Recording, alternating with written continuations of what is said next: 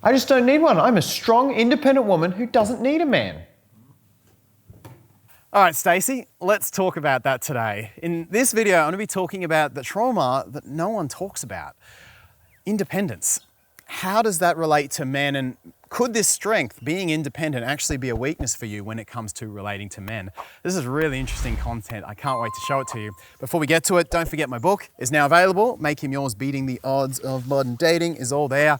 And the audiobook is now available on Audible as well, with yours truly voicing it. Independence. It is the celebrated state of the Western civilization. We've got all these memes. It's be independent, be an individual, memes like don't lean on others. You've got 2 feet for a reason. When you learn to survive on your own, you survive everything. We've got this meme, don't be a girl who needs a man, be a girl a man needs. Learn to be independent because no one is with you all the time. This is pretty ingrained in all of our culture.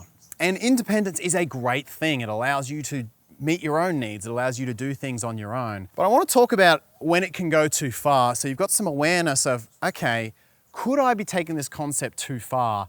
And where does the point come where independence actually becomes a curse rather than a blessing as it relates to dating men? You see, as we grow, we go from dependent to independent. We're children, we rely on our parents for everything to meet our physiological and emotional needs, and then we move on to independence. But humans are social creatures. No one lives in a bubble. Even the most independent person who made their shirt, who built their house. Yes, they own their own money, but true independence is a facade. And unfortunately, it's a facade we can buy into a little bit too much in Western culture. I see this all the time is when a client has a parent that hasn't shown up to meet their emotional needs, when a client has had a lover who said, I'll always be here for you, and then disappeared. When a client had parents who made them feel like a burden for having emotional needs.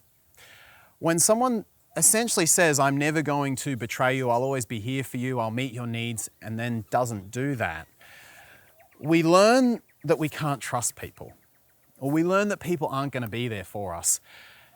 And independence becomes our safety net. It becomes our trauma response. The journey from dependence to independence is not designed to be a one-way start-to-finish journey. It's designed to be a stop on the journey of life. So the simplest question to find out if you might be falling into this trap is, do you have an avoidant attachment style? If you don't know what an avoidant attachment style is, it means that when you get sort of scared or fearful in a relationship, do you tend to lean out or do you tend to lean in?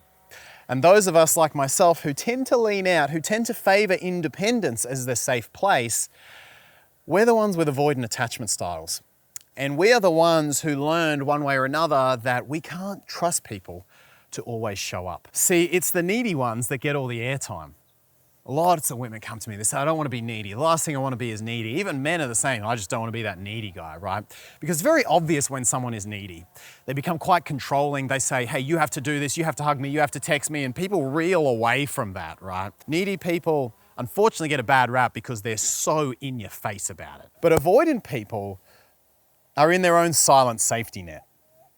If you're using independence to keep yourself safe, that means that you're sitting back, sitting out of the game, not asking for anything, and it's a much quieter, if you will, trauma response. And this is where sheer independence can become a problem, because true relationship, especially in this day and age, is actually about coming together and learning to rely on each other, learning to meet each other's needs from a healthy place, from a empowered place, from a boundary-full place.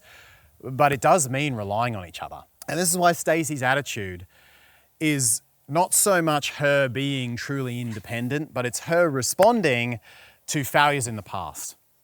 And for someone like Stacey, or if you can relate to Stacey's attitude, one of the big challenges for you will be coming back in to lean on someone, to trust again, to rely that someone will show up and meet those needs. It's quite interesting on an evolutionary basis because this super strong, independent, I don't need no one vibe, it did function for primitive man, a little more than primitive woman, right? There's going to be very few primitive evolutionary women that have this attitude, but every now and then a primitive man would have this attitude. He'd go out, start his own tribe and be safe, right?